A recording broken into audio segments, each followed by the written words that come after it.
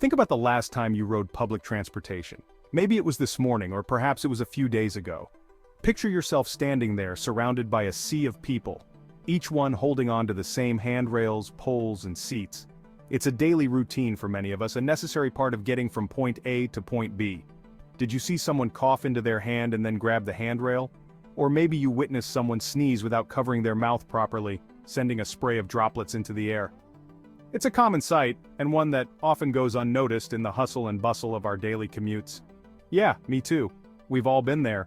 The uncomfortable glances, the subtle shifts away from the source of the cough or sneeze.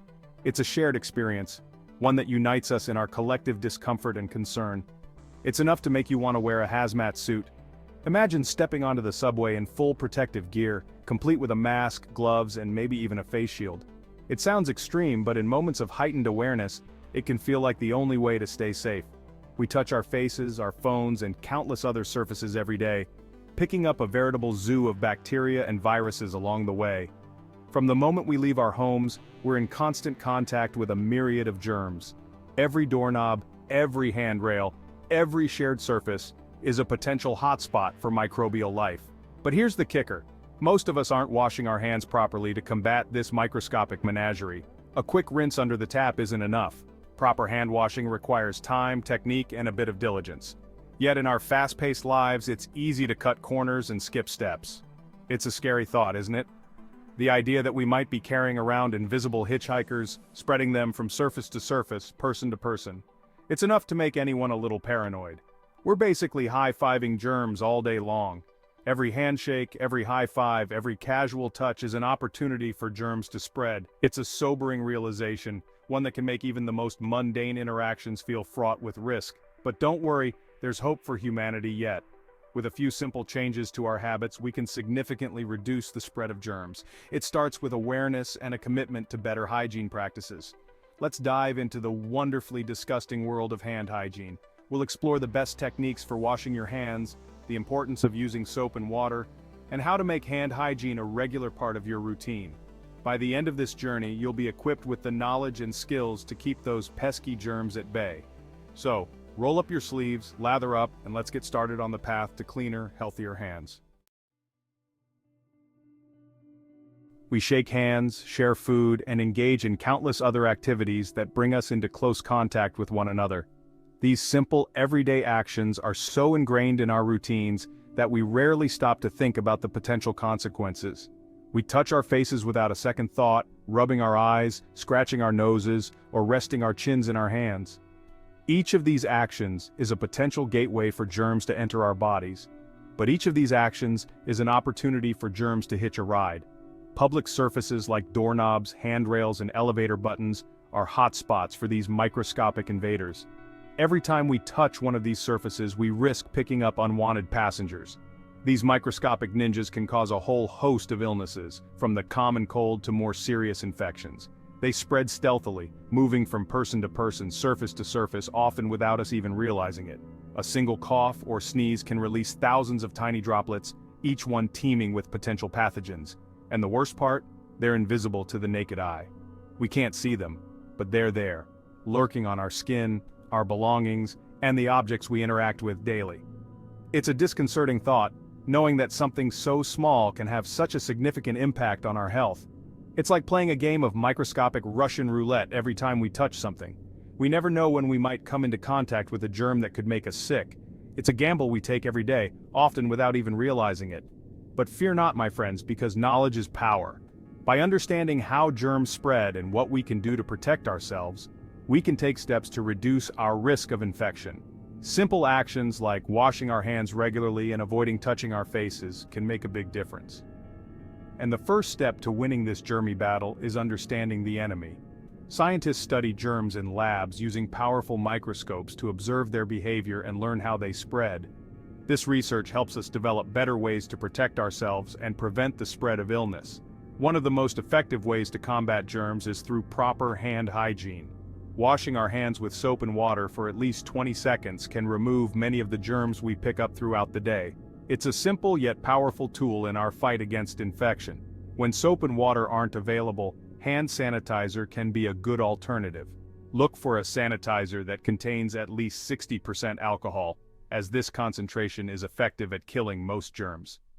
Keep a small bottle with you when you're on the go, so you can clean your hands whenever needed. It's also important to clean and disinfect frequently touched objects and surfaces. Our smartphones, for example, can harbor a surprising number of germs. Wiping them down regularly with disinfectant wipes can help reduce the risk of transferring germs to our hands and faces. In situations where the risk of germ transmission is high, such as during a pandemic, wearing a mask can provide an additional layer of protection. Masks help prevent the spread of respiratory droplets, which are a common way for germs to travel from person to person. Social distancing is another important measure. By keeping a safe distance from others, we can reduce the likelihood of coming into contact with respiratory droplets that may contain harmful germs. It's a simple yet effective way to protect ourselves and those around us. Vaccination is one of the most powerful tools we have in the fight against infectious diseases. Vaccines help our bodies build immunity to specific germs, reducing the risk of illness and helping to prevent the spread of disease within our communities. By taking these steps, we can protect ourselves and others from the spread of germs. It's about being mindful of our actions and making small changes that can have a big impact on our health.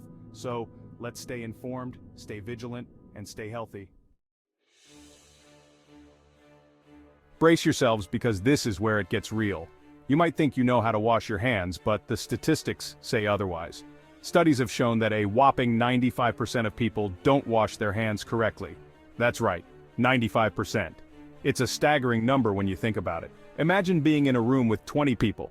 Statistically, only one of them is washing their hands the right way.